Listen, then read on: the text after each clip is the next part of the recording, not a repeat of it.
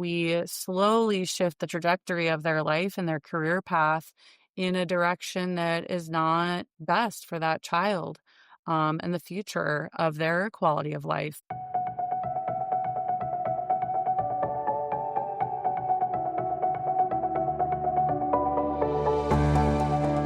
At one point, and I think it was from a good point of people's hearts when they were collecting or gathering data. We found it was being used punitively, and instead of being used to inform support, it was rather being used to target learners and kind of label them.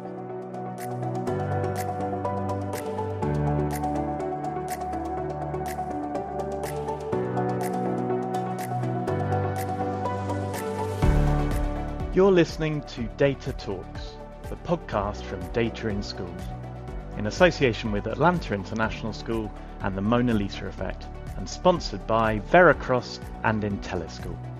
I'm Paul Swanson, Director of Innovation and Institutional Research at Atlanta International School and part of the Data in Schools team. And I'm Matthew Savage, Educator, Leader, Consultant and Coach.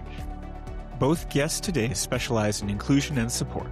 Dr. Joan Schumann is the founder of Leading for Learning and the Executive Director of the International MTSS Association, which is dedicated to improving tiered support for students worldwide. Meanwhile, Kelvin Wangara is an inclusion champion in East Africa who is passionate about equity and access and dedicated to leading inclusive practices, developing innovative support systems and mentoring teachers to ensure every learner thrives. So welcome to our podcast, the place where data talks and we listen. Joan and Kelvin, thank you so much for joining us. We really appreciate your time here. Yeah, absolutely. And it's great to have you both here with us. I think it's going to be a really exciting conversation about the thing that matters most to me, certainly in all of my work with schools, is intentional and unconditional inclusion. One of the other episodes we were recording recently, we ended up talking about data harm and data healing. And kind of in that vein, I'm really curious, in your experience, both of you, what makes data in schools inclusive and what can make it exclusive? Thanks so much, Paul and Matthew, for having us as part of this podcast. It's lovely being part of this discussion, and especially at a time where data is really important, especially within school settings, to drive inclusion and help schools become better at it. I feel, in my experience, what makes data inclusive is just ensuring that it's disaggregated and thinking around the socio-economic status, the disability, the gender, school type, and just ensuring that even the data itself is multimodal.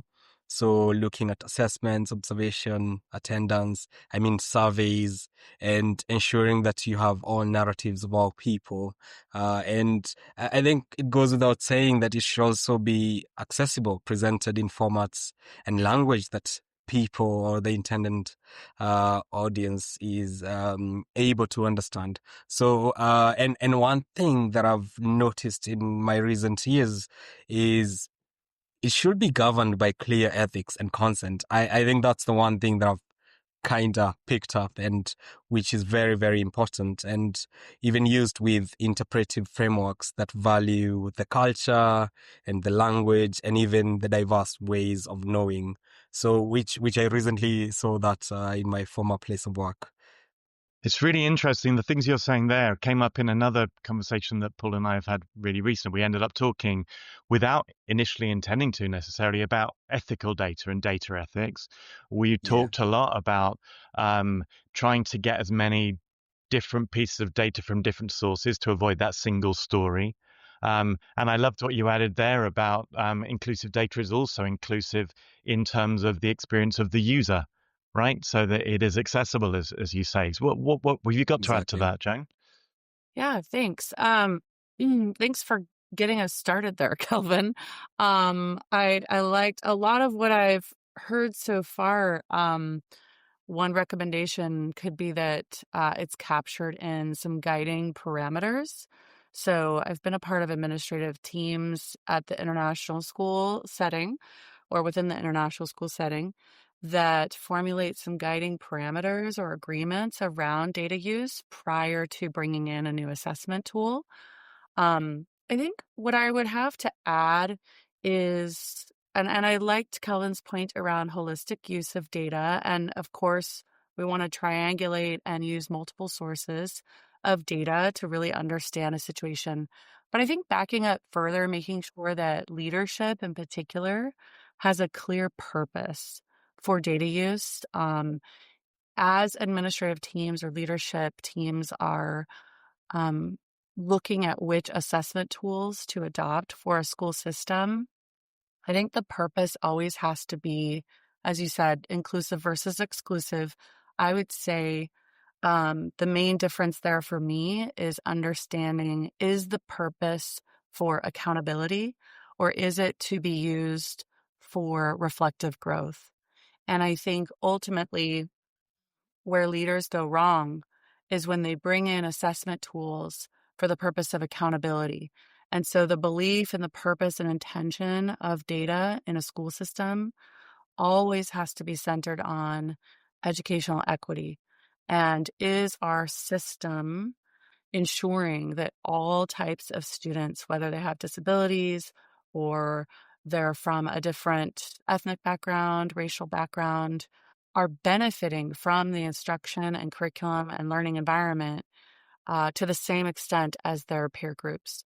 So that, to me, is the main purpose of inclusive data, as you say. And if it's used for accountability purposes, for example, that's where you see certain subgroups not being disaggregated or ignored in the data. For example, students with disabilities might be left out of some process because the teachers or leadership don't want to make their school look bad. And there's really like this perception kind of purpose that's underlying. So I think personally, just my experience sitting on a range of leadership teams, both in international settings as well as US systems, the purpose has got to be rooted in educational equity versus an accountability intention. And that really speaks to, I think, what Kelvin was talking about in terms of the ethical use of data. Kelvin, I'm wondering, you described sort of in broad terms um, how data can be inclusive or exclusive. Can you illustrate that with maybe some examples of what you've seen in your work that might fall into either category?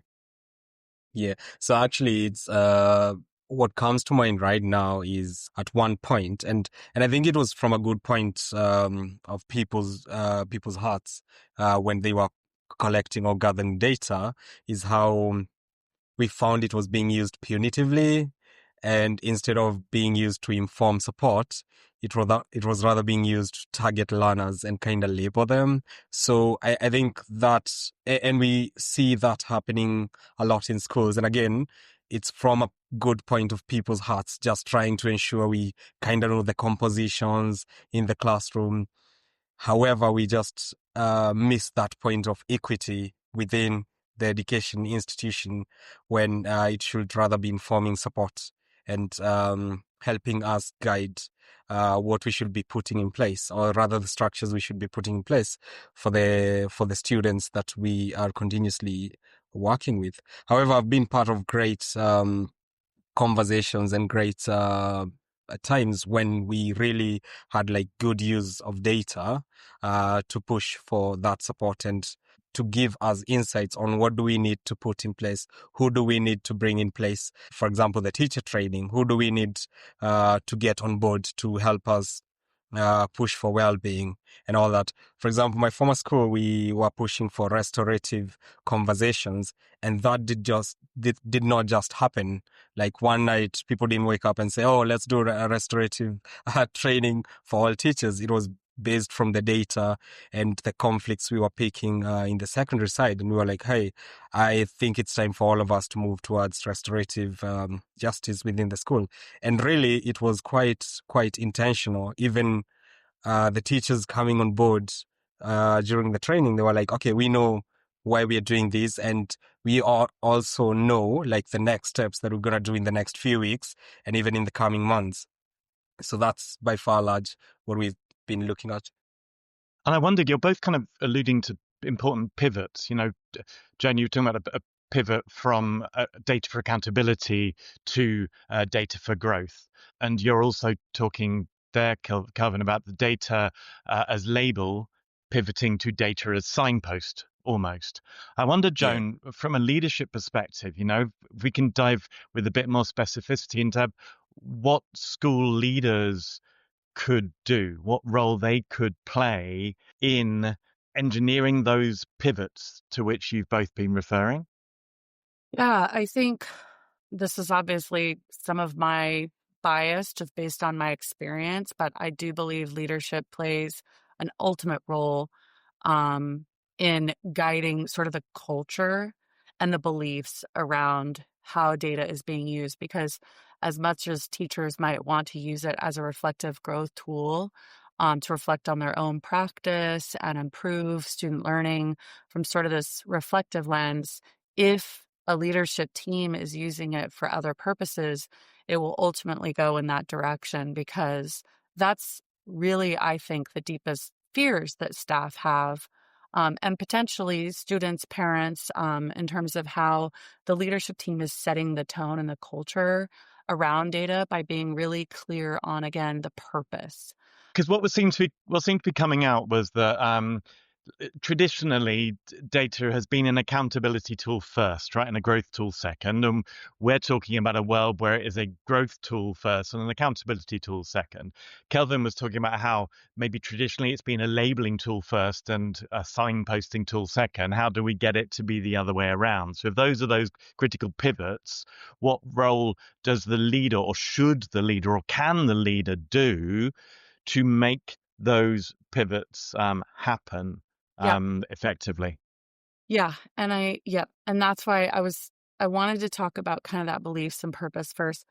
But then just to share some, I guess, examples of how a leader can be really intentional about those types of shifts in data use, and just, again, the culture around how we're using data. And I like this phrase that you have around inclusive data practice, because I would say it's about the leader being included as well, and the leader taking ultimate responsibility for the school data. So, for example, when I was in the principal role, it's not what are you going to do with this? It's what are we going to do with this? It's how am I learning as well? And so sometimes I would lead with that with the staff. Look, here's some reflections that I've had. Here's what we could do as a school.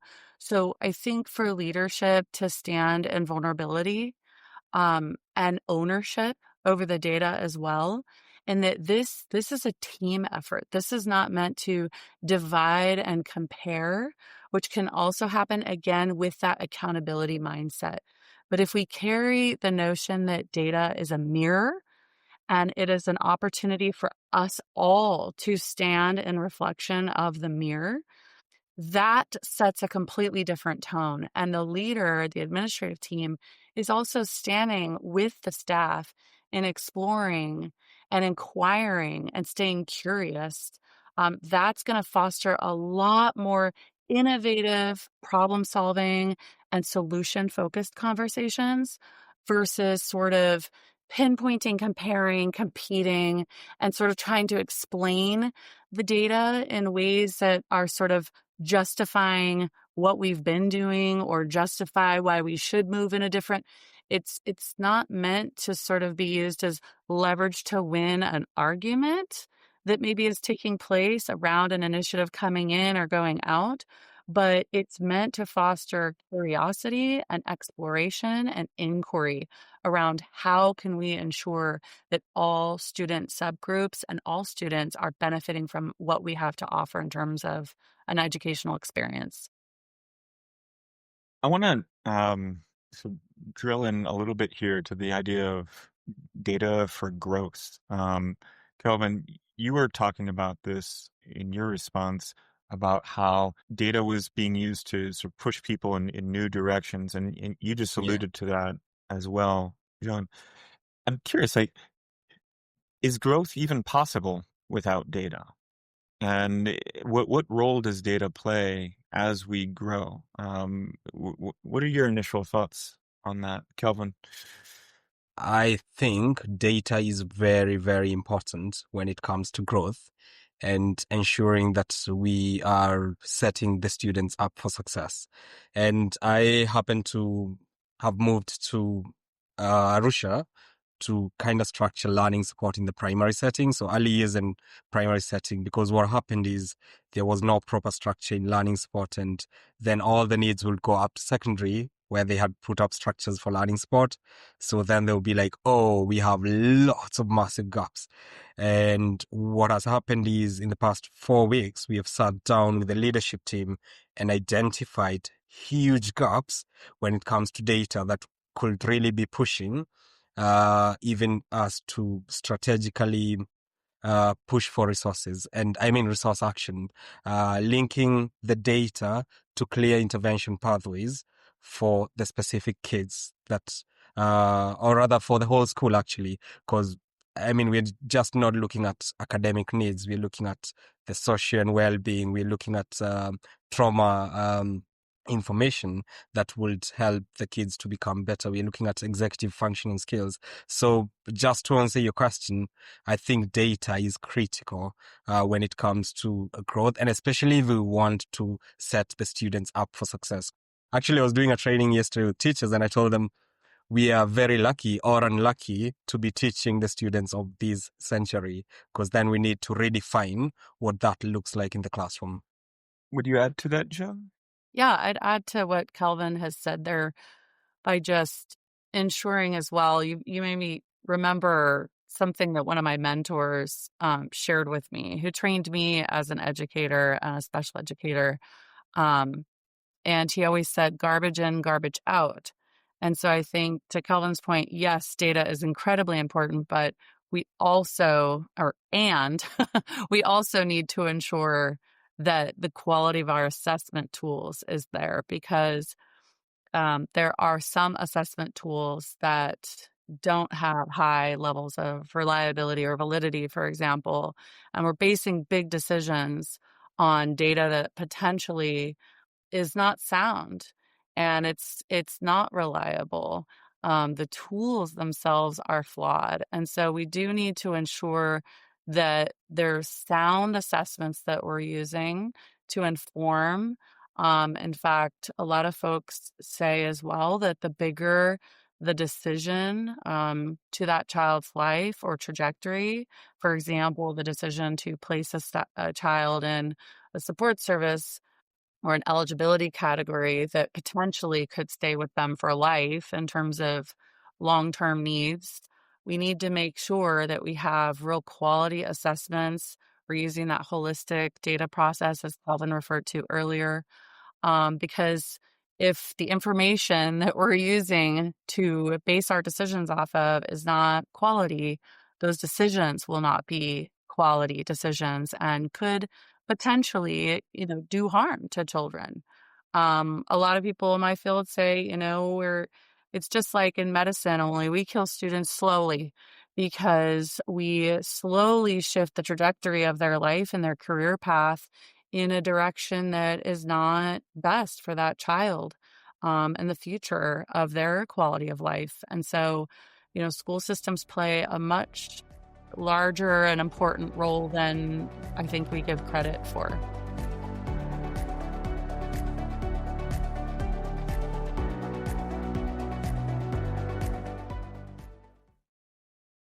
If you're a school leader, your day probably starts with questions. Who needs support? Where are the risks? What needs my attention right now? IntelliSchool helps answer those questions in real time by bringing attendance, well-being, behaviour and learning into one connected platform. IntelliSchool cuts through the noise and gives leadership teams the clarity they need. Fewer spreadsheets, smarter decisions, and more time to focus on what really matters, your students. Lead with confidence using IntelliSchool. So taking that idea of kind of slow death by data, I'm really interested how that works within very much within an inclusive context.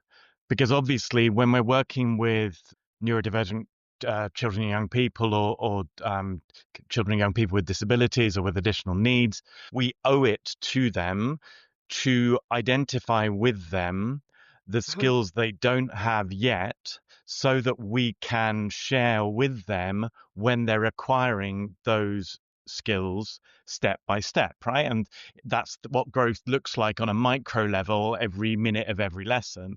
I'm wondering, how do we balance that kind of potentially deficit mindset with a strengths-based mindset when we're using data in inclusion? So I'm wondering about specific ways in which you've seen data illuminate the strengths of the kids with whom you've been working, as well as the things they can't quite do yet, and we owe it to them to help them to do.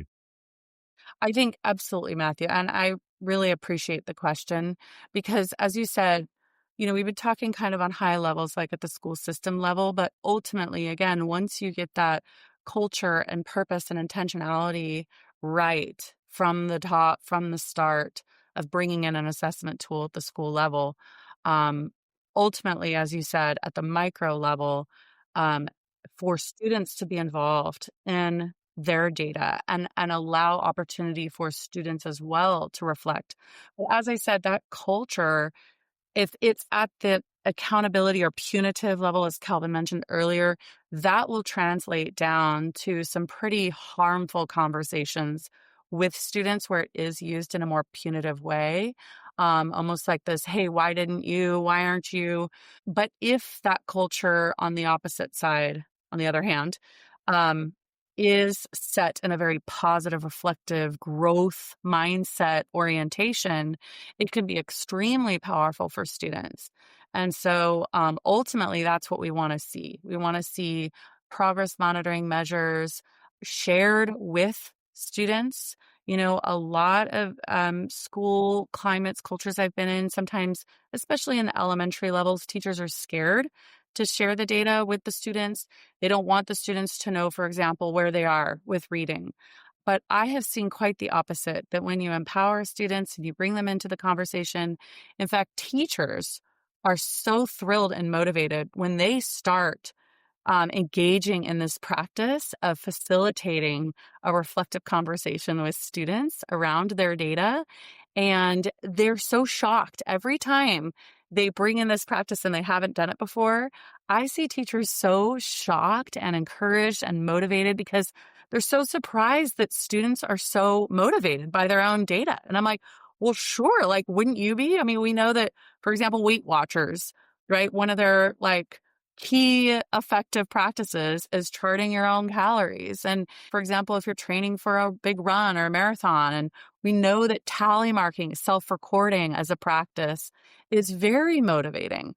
And so when we see, this motivational issue around students who aren't, really inspired to grow or work on themselves, bringing in data and using it as a point of reflection alongside growth mindset practices around, hey, we just haven't got there yet, as you said, Matthew.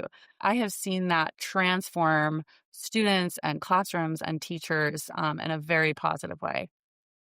No, I love that. And I'm also curious that how do we make sure that, those practices sound, evidence based, and we see those epiphanies on a day by day basis with our kids. But I've also seen a lot how sometimes the intent might not always match the effect, right? So I encounter lots of schools who are using increasingly mastery language to describe the level that a child might be at, right? And there's a growth mindset within that. If I say a child is emerging or they're developing, then I could think that I'm recognizing, that, they're not there yet, but they could get there. And yet I also see in schools around the world, kids who go through their entire schooling always emerging. And I just think Right. how think about slow death by data, how demoralizing that sort of judgment can be, even Right. though it Yes. comes from a place of good Yeah. intent. It comes from a place that believes in in potential. And I suppose that was part of what I was asking about, the Yeah. strengths-based approach as opposed to the deficit-based approach. Yeah. I agree with everything you've just said, Joan. I'm just curious about how those unintended impacts can Yeah. sometimes kind of happen. Yep. And I think just to finish off this point, and then I'm curious to know what Kelvin has to share on this topic as well. Um, but when I'm talking about these examples, again, it goes back to my point around garbage in, garbage out. So if you're presenting a child with sort of status levels, that's not quite fostering growth mindset as much as, for example, when I talk about progress monitoring measures, I am always talking about graphable data, and it's graphable over time. And they have their purpose, these sort of wristbands or mastery bands, as you said, these sort of static levels. They have their purpose in a different setting, but with children, with the students themselves, you always want to look at graphable data where they're showing change over time and you're using measures that are very responsive to change. Okay, because what we know is that a child could still be at that emerging level or an at-risk level, quote unquote, if you will, but they've actually made a lot of gains within that status level. And that's also very important for teachers to see that data as well, because teachers will, beat themselves up if they see, wow, I still have all these kids in the red or what have you.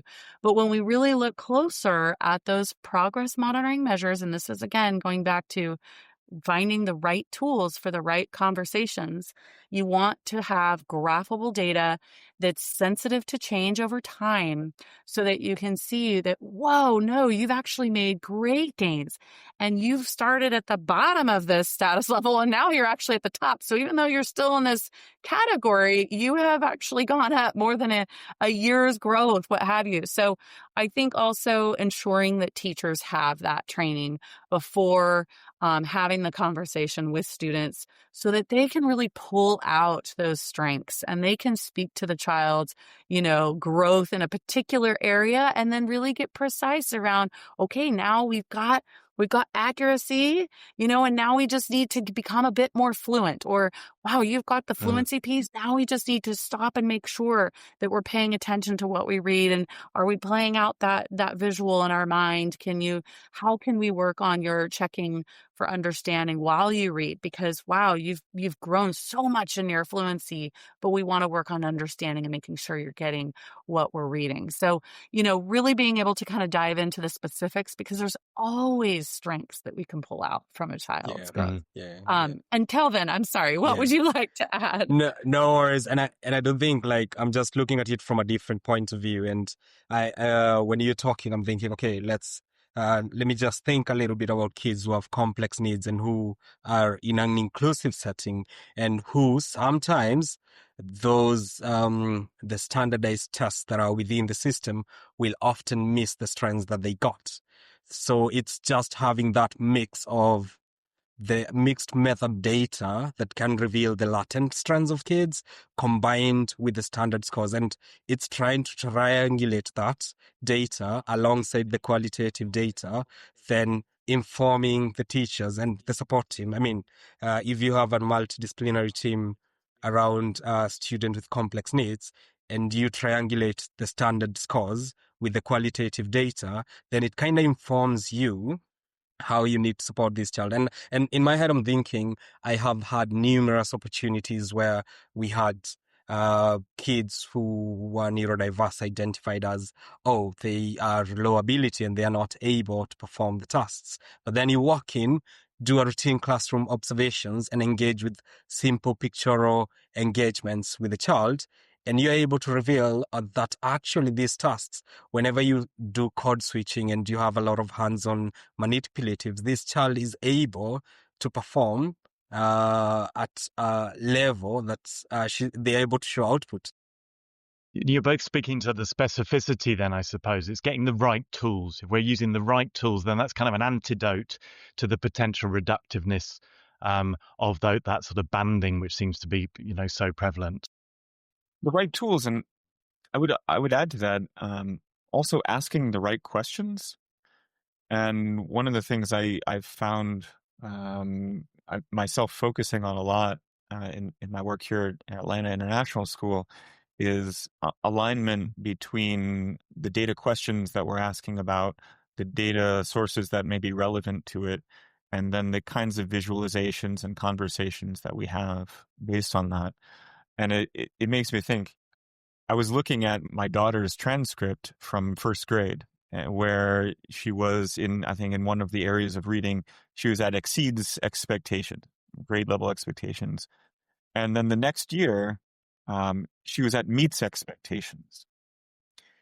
And I was realizing as I was looking at it that report cards are really, it's a source of data that's designed to answer certain kinds of questions.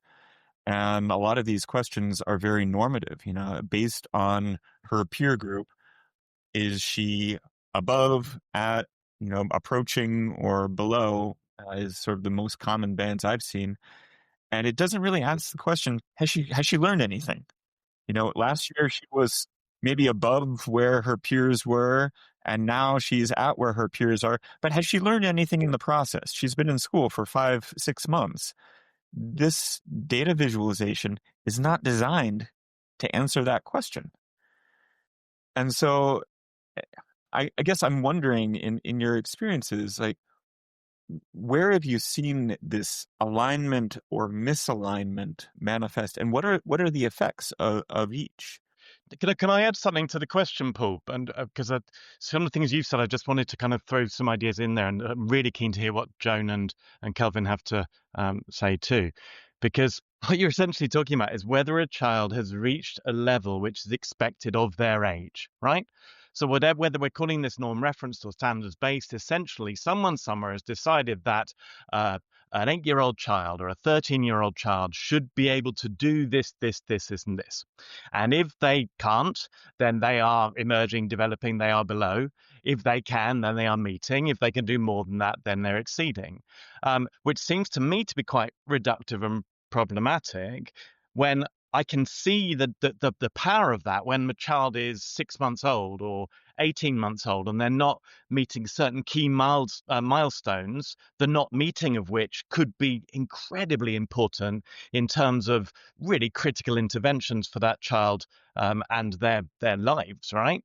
But whether a child can do this math standard at the age of 9 that someone somewhere has decided should be the 9-year-old standard, that seems to me to be straying from, and I don't mean to be answering your question, I just wanted to add this, it seems to be straying from the key question, which seems so obvious, but the way that you phrased it makes it clear to me that most schools aren't answering this question with their data, which is, has my child learned something?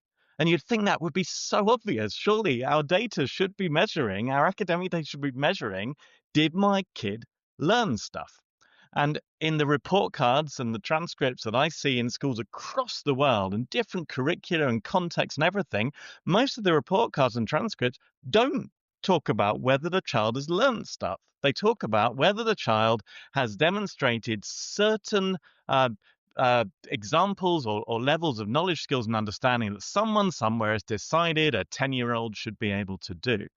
So in the context of that misalignment, what do you guys feel could be an antidote to all of that?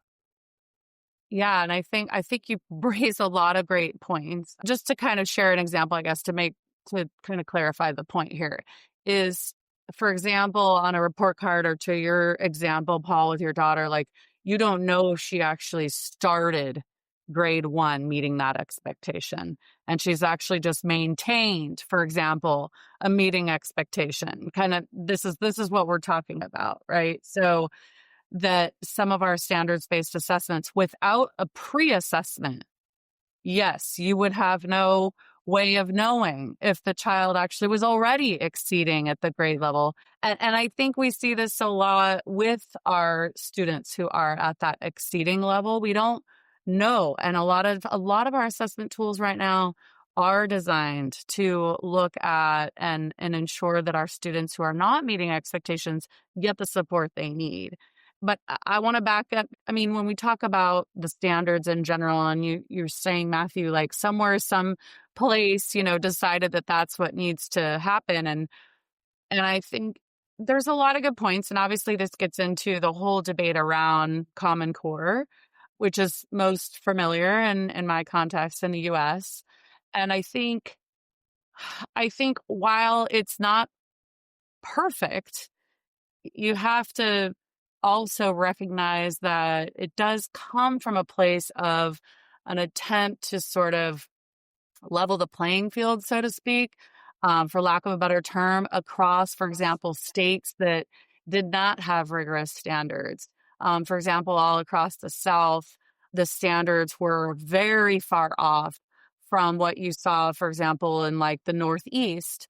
And so, in an attempt to kind of bridge this divide around educational equity, Common Core standards are meant to sort of raise the level of rigor that all children are exposed to, because we know that our beliefs about what children can do shape what they are able to do. And so if we're expecting really pretty minimal standards in some parts of our country and then really rigorous standards in other parts, that's problematic. But at the same time, making all the same standards for every grade level, as you said, and I think a lot of our students that can learn beyond, and potentially, to your point, students that are performing below get sort of pegged in these holes or these tracks that obviously are very problematic.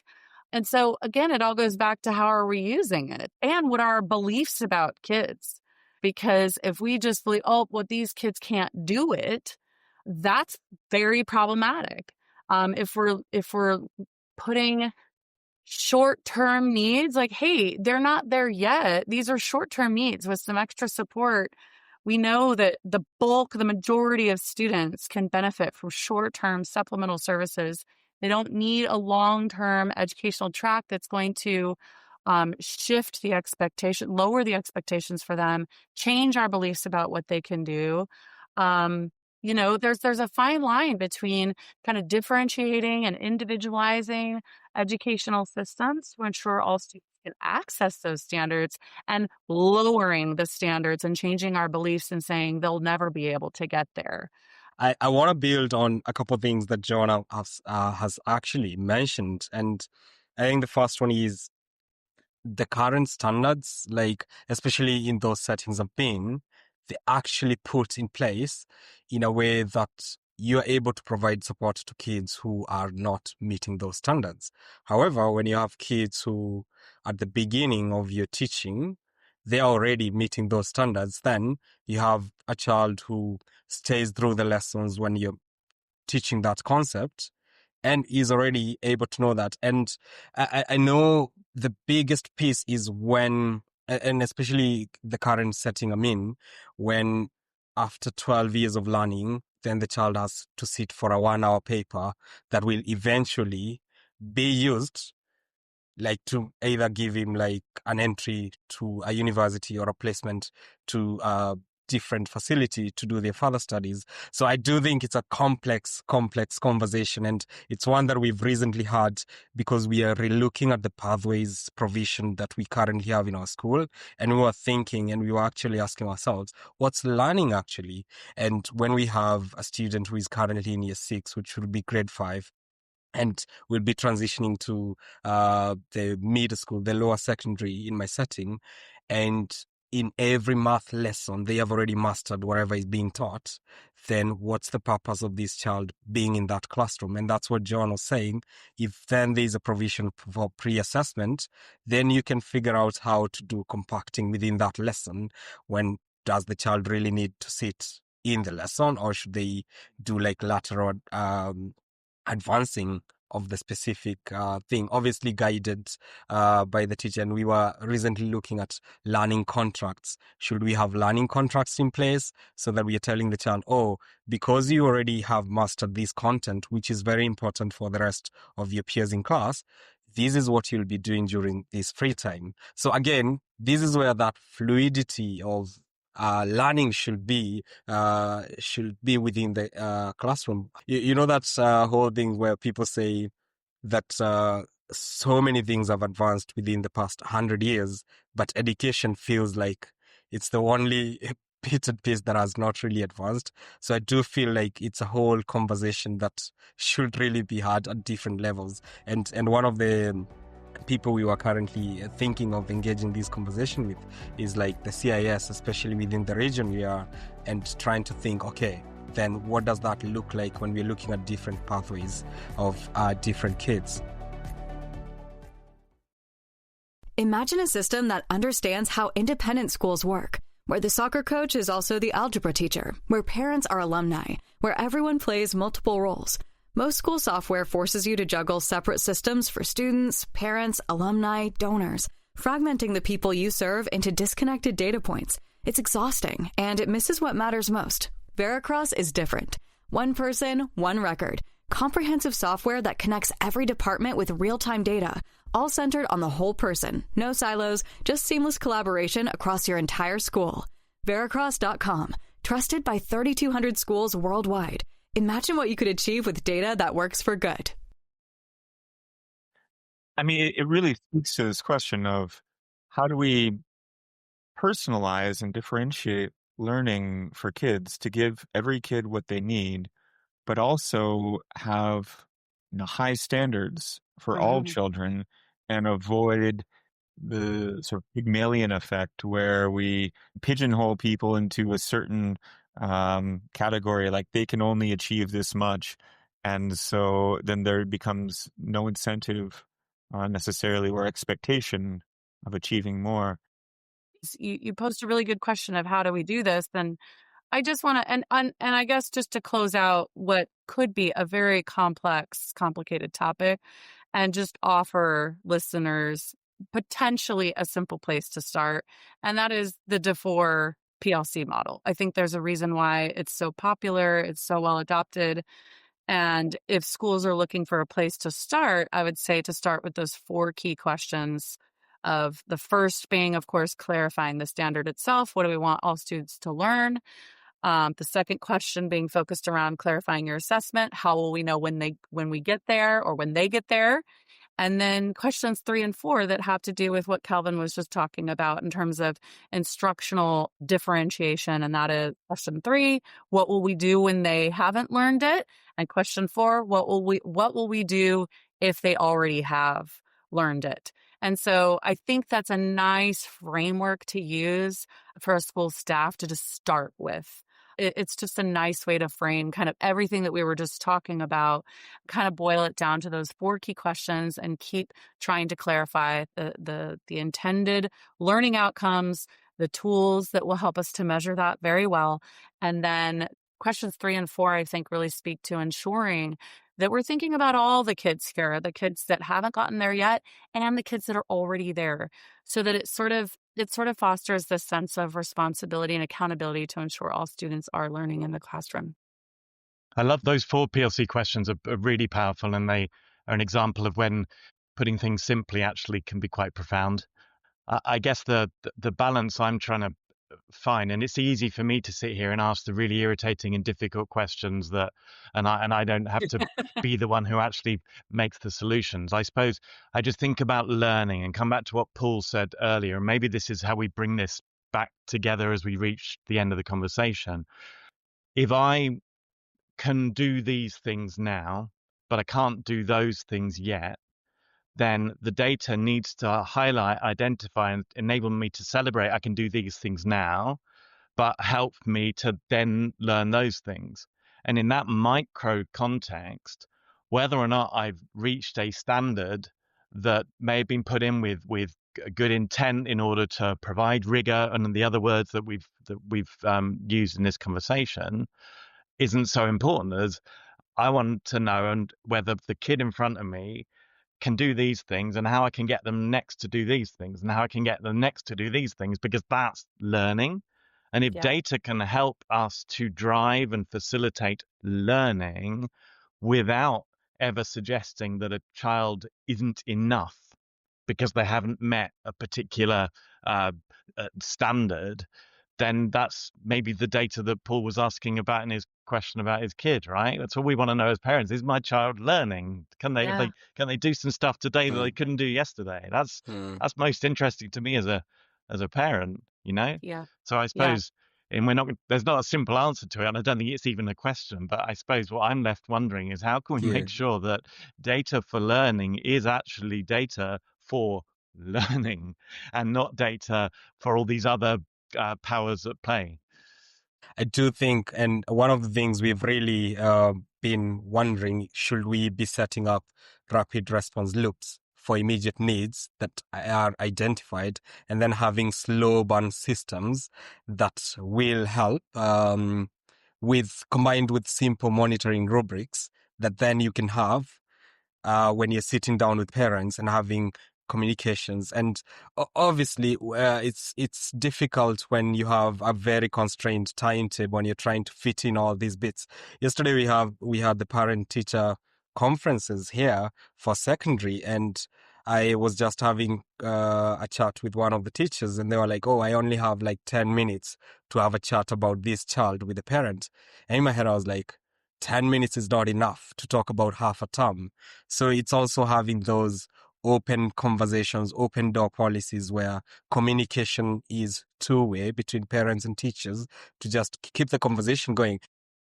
So, as we're talking about how to find that balance of consistent high standards and also personalizing the learning and meeting people where they are at and meeting their needs, I'm curious about how the role of MTSS, multi-tiered system of support, plays into that and the role of data within MTSS. I think it really ties in with everything we've talked about because essentially MTSS or multi-tiered system of support is essentially an efficient way. It's a framework that provides school leaders in particular an efficient way to deliver the support that kids need or potentially the extension that students need from a school-wide system level. So we've been talking a lot about kind of personalizing the learning almost at that classroom level, but there are things that can happen at the school system level that school leaders can put into place to ensure school-wide resources are going to the right kids that need those support services the most. And when we don't have something like that in place, that's when we have bias and actually privilege coming into place because when we don't have a solid MTSS system and we're not basing those decisions, for example, who has the rights to our school-wide system of reading intervention, for example, you will see parent status, teacher status. And I was actually just speaking with a director of student support services at a very prominent international school about this issue that a lot of teachers, for example, will have their students in that support service when we're not using data. So ultimately, MTSS fosters a true adherence to the fact that data, even triangulated, holistic, as we talked about, sound assessment should be helping us to make that decision around who gains access to the school resources versus, let's say, a student who actually is not, in desperate need of those reading intervention services, but yet parent is a prominent teacher at the school or the PTA president, for example. And all of a sudden you see privilege making those decisions or status versus kind of that neutral, objective assessment tool. Yeah, I just want to quickly build on what Joan has just said, the family voice. And here I'll just have two perspectives. When you have parents who are really pushing for everything for their child, then you have a parent who is quite busy on the other end, but a child really needs that support. And I have been in that situation. And because this family one is really pushing for it, schools, and especially within this setting where we have a lot of international schools mushrooming, there's also that business perspective that they always look out. So because they don't want to lose that client, then they cave to provide for this family. And I think MTSS is very, very good because then it can be your guiding tool to just tell the parent, this is what we use to ensure that we are giving the child the right provision. So I do think, just to briefly build onto that, I think it's very, very important to have that. It keeps decisions being made from the squeakiest wheels. Yes. Either on Yes. the teacher side or the parent side. School leaders can be very easily influenced. So if you don't have a team of people looking at data and ensuring that the right kids are getting the right services, you can have all sorts of kind of wonky decisions being put into place. So ultimately, MTSS is founded on the belief that we use data for decision making, not opinions or the most tears being shed in the hallway conversations or what have you. The loudest voices in the principal's office. Well, this has been a beautiful conversation, and so many things we've touched upon we could have talked about for hours, right, and still not quite done them justice. So I'm just really grateful for you being able to give us so many insights into such complex areas. And I wonder whether we can just bring it together with me just giving you a simple beginning of a sentence and just asking you to finish the sentence for us and for the listeners to this podcast. And the sentence starter is simply this: inclusive data practice means what? Yeah, Joan, do you want to go first? Okay, Joan. Or Kelvin? Waiting That's for fine. Kelvin. I feel like the first time I jumped in. So, John, let me do the honors. Please go first. Okay. Inclusive data practices means allowing those who are most affected or impacted by the data to make meaning of it for themselves. Yeah. It's beautiful. What about you, Kelvin? I think inclusive data practice means collecting and using diverse and ethically governed data in ways that center each learner's context and potential, informing actionable supports and redistributing the resources to close those opportunity gaps. Wonderful. I'm impressed at the way that you both were able to take a massively complex conversation and topic and condense it. Thank you both so much for your time. We really appreciate it. And it's been a pleasure to have you here on the Data Talks podcast. Thank you for having thank you us. both of you. Thank you. Tune in next time as we continue our data conversations with educators and thought leaders from around the world.